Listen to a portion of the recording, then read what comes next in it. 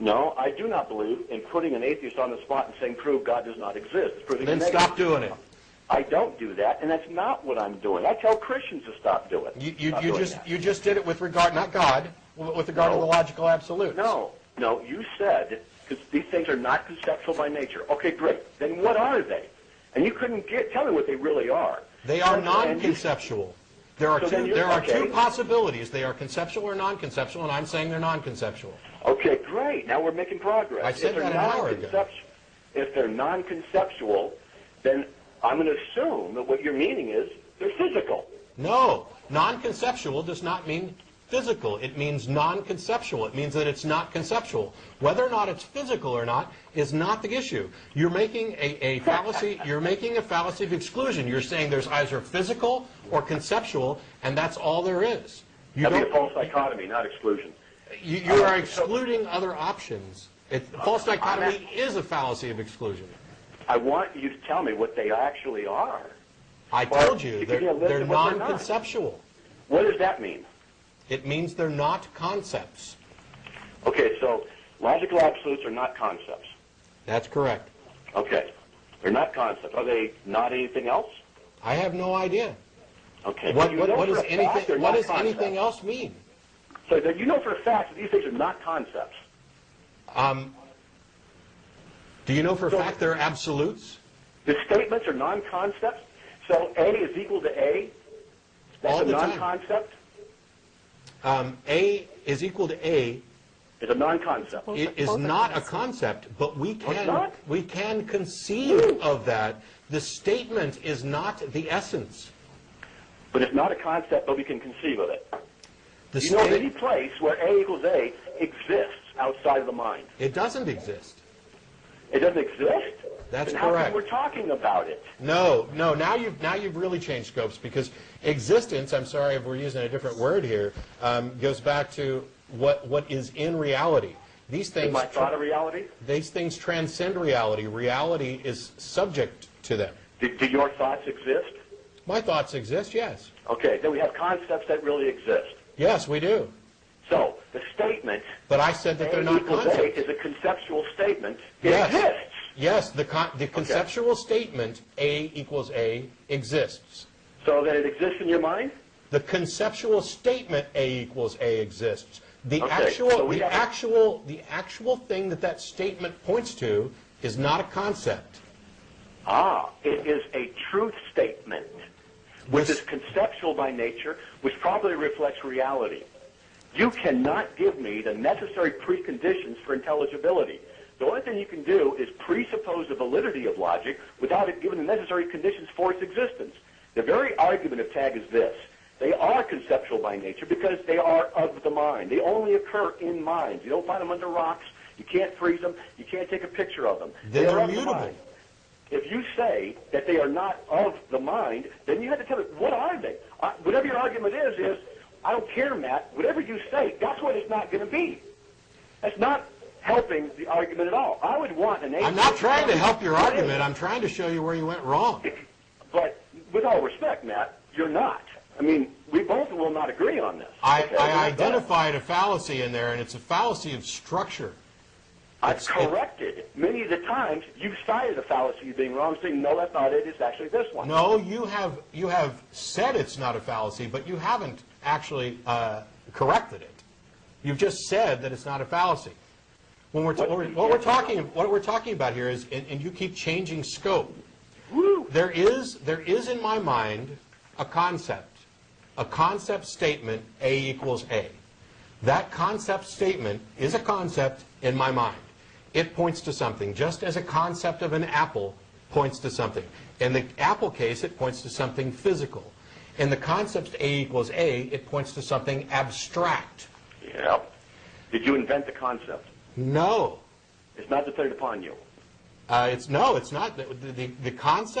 The concept itself, that concept statement, is not dependent upon me, but the concept statement itself is contingent upon my existence and my ability to conceive it. Because if I'm not here, then my concept disappears. So different minds can think these things up and bring them in or out of existence according to their creative ability? No, they don't bring them in and out of existence. They bring the concepts in and out of existence. Whatever concepts you have in your mind, you have brought them into existence in your mind. Not in reality, not as a physical thing, in your mind. Let me run with that. Let me run with that a little bit. You're an atheist who denies the existence of God, period, right? Wow, where'd you get that from? I'm going somewhere, but am I right? Let me ask you this.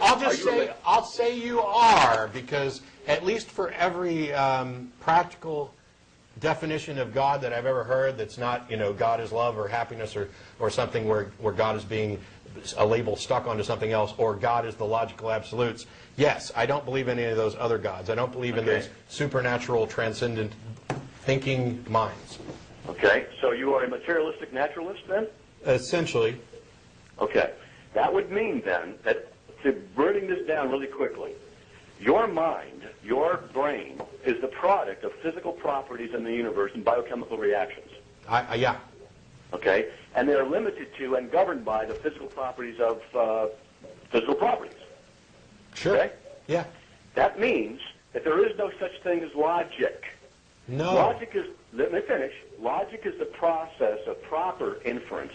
If biochemical reactions are all that you are thinking, then all that you can say is that what you perceive to be logically true and absolute and necessary is nothing more than the result of chemical reactions in your brain. Agreed. Here's the problem. That would not be logic. Here's the your problem. Your system is self-refuting. Here's the problem. You just said what you perceive, that perception is what exists. That concept... In the mind. Yes. And only in the mind. You're talking about empiricism and epistemology here. Yes, that concept exists in my mind. In naturalism, logic doesn't have a place of its own transcendent existence in any way. There's nothing more than the properties of chemical because reactions. it's an abstract. Then there is no such thing the as essence logic in of your what worldview. it is. The essence of what it is. Here's what confuses me the most. How can guys like you not get this and refute it constantly and then turn around and make these exact same points about a God where you're taking the same characteristics and then extending it to also be a thinking, caring, loving mind? Well, I'm going to answer that by asking you, how can a person as intelligent as you and as articulate as you not get it that the transcendent nature of rationality itself is dependent upon conceptual realities and the absolute mind that authors them? Otherwise, you have no rationality to begin with. Because they're not. Because your answer, what you say, is not true.